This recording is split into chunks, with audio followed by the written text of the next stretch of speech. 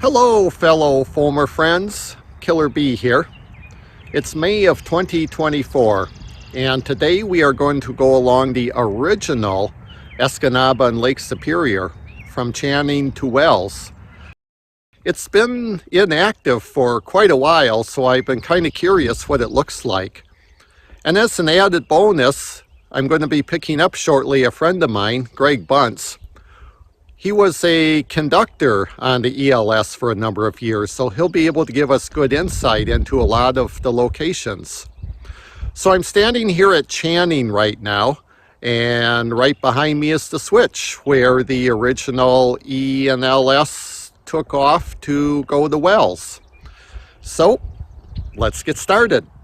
We'll make a quick stop here at the depot in Channing, although technically this was former Milwaukee Road, not part of the original ENLS. The original ELS was 63.5 miles from Wells, Michigan to Channing.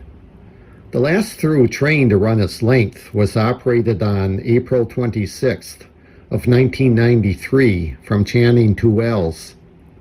After that, turns would operate from one end or the other. For instance, here's a shot of Greg's of a train going through Turner on August 16th, 2012. By now they were mainly storage car trains. The line is just a shadow of its former self. At its peak, numerous branches existed to gather saw logs and other wood, as shown here in green from maps in Dr. Hannum's book In the Pines, Part 3, an Atlas of Michigan Logging Railroads. Anyway, fast forwarding to today. We are looking west at the first grade crossing east of Channing at Cheller Lane. East of here, and kind of inaccessible, is the Golden Swamp. There was a long passing track there at one time. They laid the track through the swamp by piling up brush and logs and then putting fill on top of it. It finally rotted enough to lose strength, plus the weight of the storage cars pushed it into the ground. We see the result of this on May 13th of 2012. Moving on to the next road crossing east. This is Six-Pack Crossing, named after the local hunting camp, and we're 6 miles from Channing. And it's uphill from just down around the curve down here. We come out of the Ford River Valley, down around the curve, and it's uphill here for about 2 miles, up into the Golden Swamp, where it's flat. And since the railroad never sprayed for weeds, we get a hold of 100, 150 cars. I don't know how many times. You get up around the curve here and there's a lot of grass. And we'd stall. And we have the crossing blocked, but there's no traffic out here. This road, it's County Road 426. There's very little traffic, except in the summertime. Let's turn the clock back to July of 2010, when Greg caught a westbound train at Six-Pack Crossing, heading to Channing with some storage cars.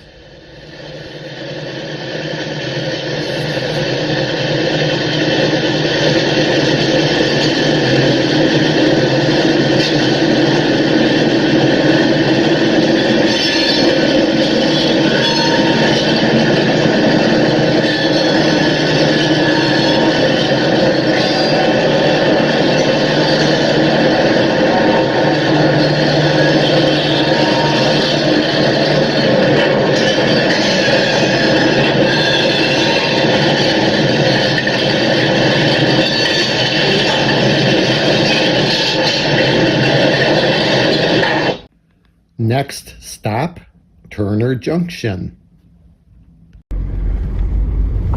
Okay, right turn into Turner Junction? Yeah.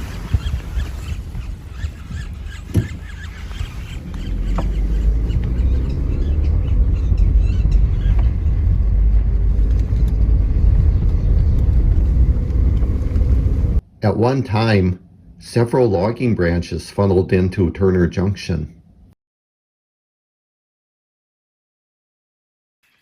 So here's the line that branches off from Turner Junction. You can see the old roadbed. I put 20 cars on the ground on this curve. We were pulling, I had a hold of at least 200 empties, storage cars, 3 SD9s. And it's kind of downhill. They're just kind of loping along. Got around the curve. I went to throttle up because we were slowing down. I kept pulling on the throttle, and we weren't speeding up any. Something is wrong. So I stopped, and the conductor came in down this road here, walked up right around the curve up here. The rail had rolled over, the outside rail, because the tires were so bad. And each car would derail and just run around the ball of the rail until finally it was pulling too hard, so I just stopped the engines. A mile east down the track from Turner Junction is Turner, an old logging camp which at one time reportedly boasted 7 homes.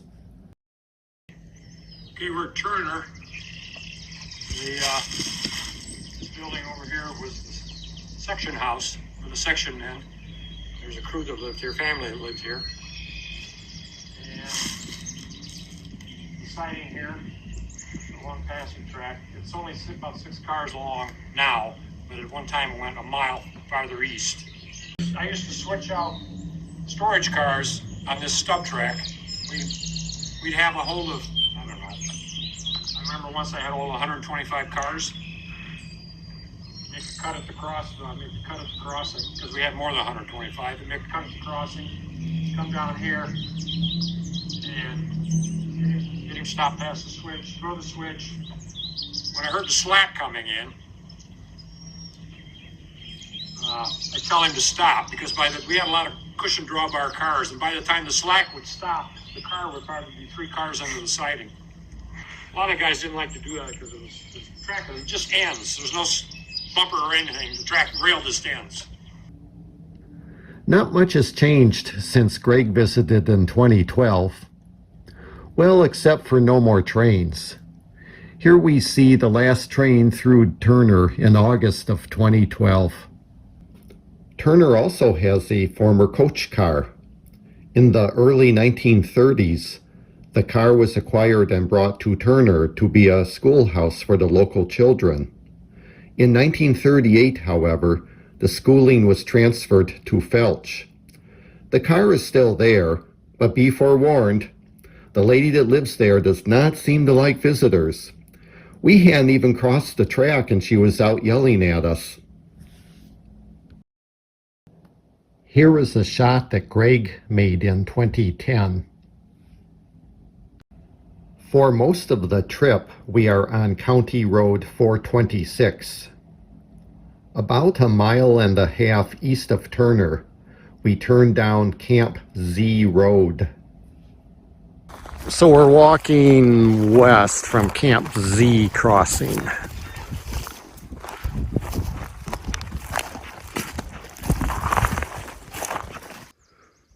And we still have an original ELS milepost for mile 51. I say there's the grade for the spur that came off. Right there.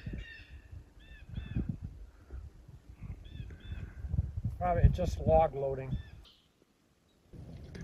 Greg had us make a side trip to a structure left over from the Navy's Project ELF. It was a system to communicate with submarines using extremely low-frequency radio waves. It was operational until 2004. At milepost 49 is Sund, formerly called Henderson. A spur is still in place. And what was the spur track for? Loading logs and pulpwood. Oh, okay. Wasn't a branch. No. A compromise bar on the spur shows that it drops from 90 to 60 pound rail. Next stop, Ralph, Another point that branch lines funneled into at one time.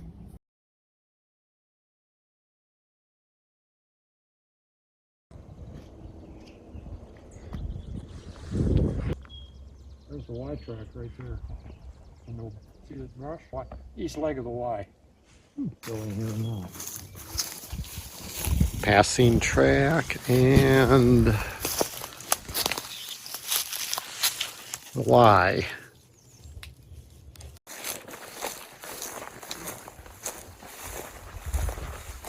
Okay, this building right here was the ULS section house. This down here, the switch right here was the switch for the east leg of the Y off the passing track. Ryan standing on the main line. Looking west to the road crossing. Looking west toward Channing. Crossings out.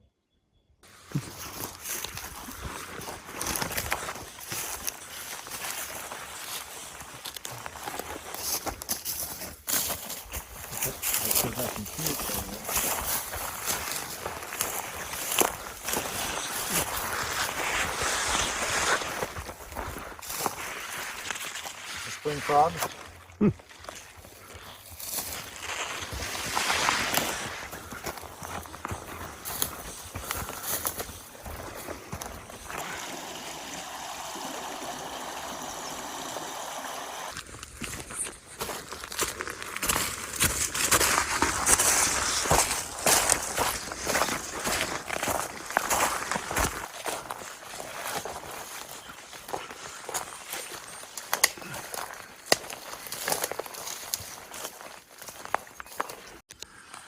So what is this a grade for here? It's the west leg of the Y. Oh, okay.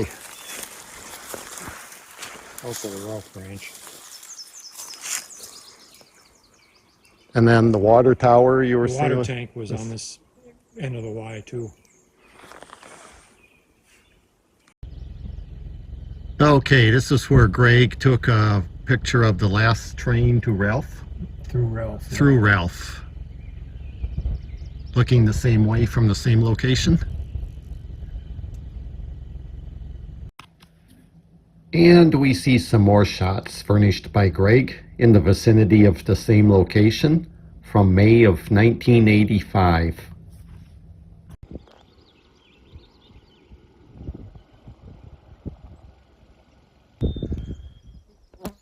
Okay, so we're at Alfred.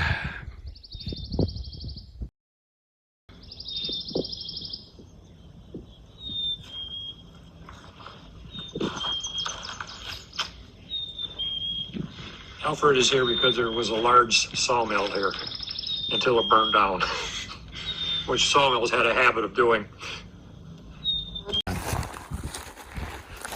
So this was the log loading track? Yes, there was a log landing there.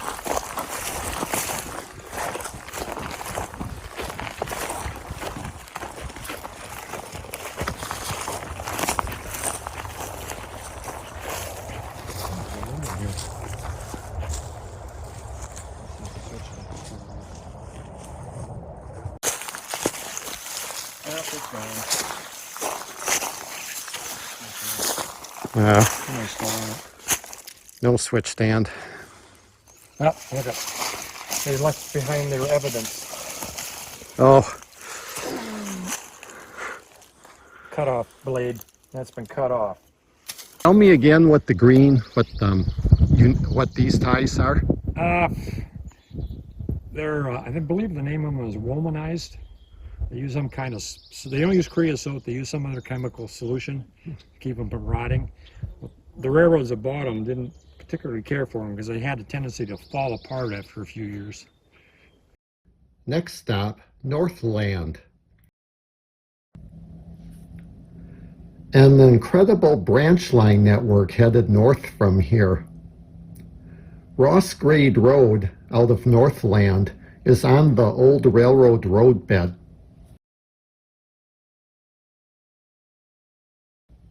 The siding is closest to the road. Main is on the left, siding on the right.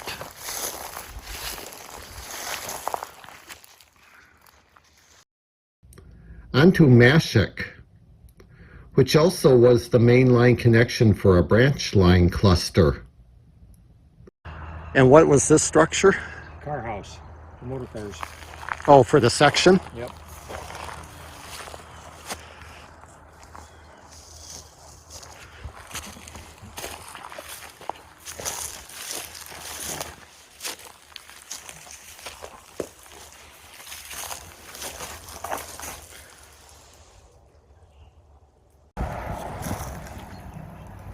Like caves.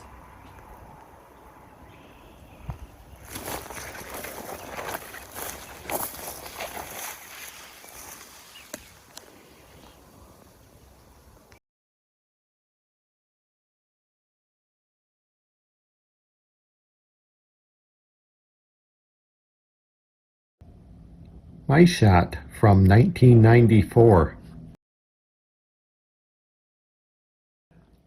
We've made it to Watson, and we are looking east towards Wells. Here is a shot from 1984 that Greg made west of town, and two shots I made in October of 1994.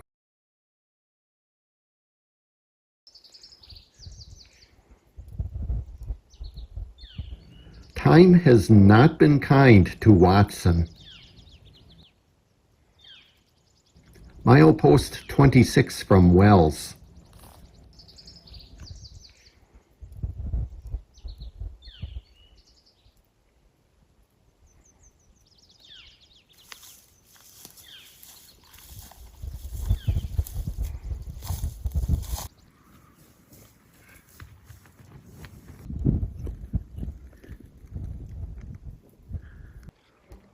We are now where 426 crosses at Hendricks.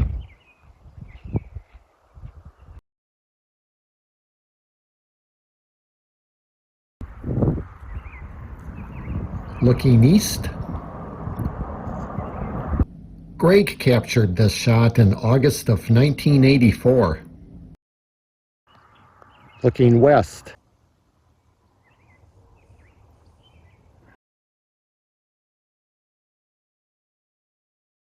Woodlawn. Where back in the day, yet another branch line connected. Today, only a siding. At the west end of the siding, looking west, and looking east. My shots again from 1994.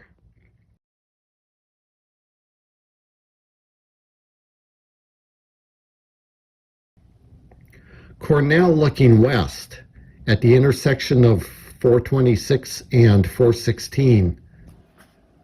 And almost 40 years earlier, from almost the same angle, we see an eastbound train. And 3.5 miles east at Chandler, looking west from the 426 highway crossing and pivoting and looking east. Getting close to Wells, this is Lambert, County 420, 21st Road crossing.